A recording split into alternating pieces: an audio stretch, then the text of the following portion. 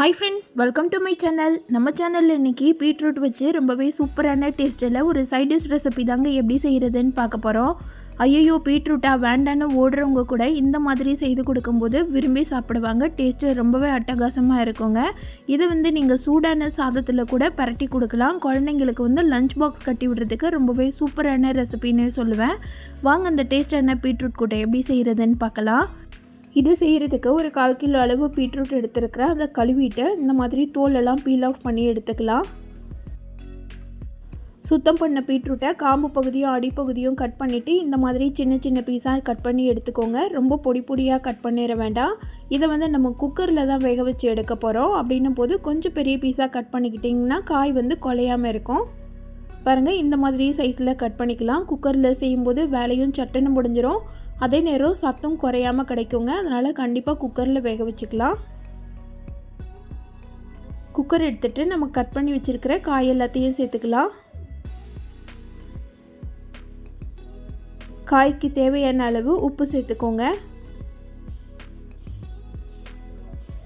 கூடவே காய் வேகிறதுக்கு தேவையான அளவு தண்ணி சேர்த்துக்கோங்க. தண்ணியோட அளவு பார்த்திங்கன்னா அதிகமாகிட வேண்டாம். ஒரு 1/4 டம்ளர்லேருந்து 1/2 டம்ளர் அளவு தண்ணி ஊற்றினாலே போதுமானது. பீட்ரூட்டும் தண்ணி காயினால் வேக வேக அதிலிருந்தும் கொஞ்சம் தண்ணி விட ஆரம்பிக்கும். நம்ம குக்கரில் வைக்கிறதுனால தண்ணி ஜாஸ்தி சேர்த்துற வேண்டாம். ஒரு 2 விசில் வச்சு எடுத்திங்கன்னா போதும். காய் நல்லா சாஃப்டாக பூ மாதிரி வெந்து வந்துடும். அதே நேரம் காயும் குழஞ்சிருக்காது. இது ஒரு சைடு இருக்கட்டும். இப்போ கடாயில் 3 ஸ்பூன் அளவு எண்ணெய் சேர்த்துக்கலாம். எண்ணெய் சூடானதும் 1 ஸ்பூன் அளவு கடுகு உளுந்தம் பருப்பு சேர்த்து நல்லா பொரிய விட்டுடுங்க. கடுகு பொரிஞ்சு வந்தோடனே 2 ஸ்பூன் அளவு கடலைப்பருப்பு சேர்த்துக்கோங்க. கடலைப்பருப்பு சேர்த்துட்டு பொன்னிறம் மாற வரைக்கும் வறுத்து விட்டுக்கலாம்.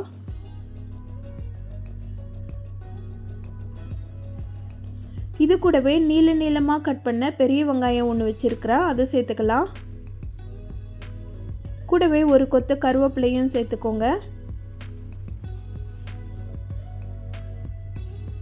சேர்த்துட்டு வெங்காயம் கண்ணாடி பதம் வர வரைக்கும் வதக்கி விட்டாலே போதுமானது. வெங்காயம் ரொம்ப நேரம் வதங்கிருச்சுன்னா கூட்டோட டேஸ்ட்டும் மாறிடும். அதனால் வெங்காயம் வதங்கக்கூடாது. ஜஸ்ட்டு எண்ணெயில் ஒரு 2 நிமிஷத்துக்கு பரட்டி விடுங்க. லைட்டாக கலர் சேஞ்ச் ஆகிற டைமில் நம்ம வேக வச்சு எடுத்து வச்சுருக்கிற பீட்ரூட்டை சேர்த்துக்கலாம். பீட்ரூட் வேக வச்ச தண்ணியோடையே சேர்த்துக்கோங்க. நீங்கள் ரொம்ப வீட்டில் குட்டி பசங்க வச்சுருந்திங்கன்னா அவங்களுக்குலாம் இந்த தண்ணியை ஃபில்ட்ரு பண்ணி கொஞ்சமாக மிளகுத்தூள் சேர்த்து கொடுக்கும்போது சூப்பு மாதிரியும் குடிக்கிறதுக்கு கொடுத்துக்கலாம். இப்போ இதுக்கு ஒரு மசாலா பேஸ்ட்டை அரைச்சி எடுத்துகிட்டு வந்துடலாம். 2 கைப்பிடி அளவு தேங்காவை மிக்ஸி ஜாரில் சேர்த்துருக்கிறேன். ஒரு ஸ்பூன் அளவு சீரகம், காரத்துக்கு 2 பச்சை மிளகாய் மட்டும் எடுத்துருக்கிறேன். இதை சேர்த்துட்டு கூடவே கொஞ்சமாக தண்ணி விட்டுக்கலாம். தண்ணி விட்டு நல்ல பேஸ்ட் மாதிரி வலுவலுன்னு அரைச்சி எடுத்துக்கோங்க. கெட்டியான பேஸ்ட்டாக அரைச்சிக்கோங்க. இப்போ நம்ம கொதிச்சுக்கிட்டு இருக்கிற பீட்ரூட்டோட இந்த தேங்காய் பேஸ்ட்டை சேர்த்துடலாம். சேர்த்துட்டு கொஞ்சமாக தண்ணி ஆட் பண்ணி அதையும் சேர்த்துட்டு எல்லாத்தையும் நல்லா கலந்து விட்டுடலாம். தேங்காயோட பச்சை வாசனை போயிட்டு காயோட தேங்காய் நல்லா மிக்ஸ் ஆகி வரணும்.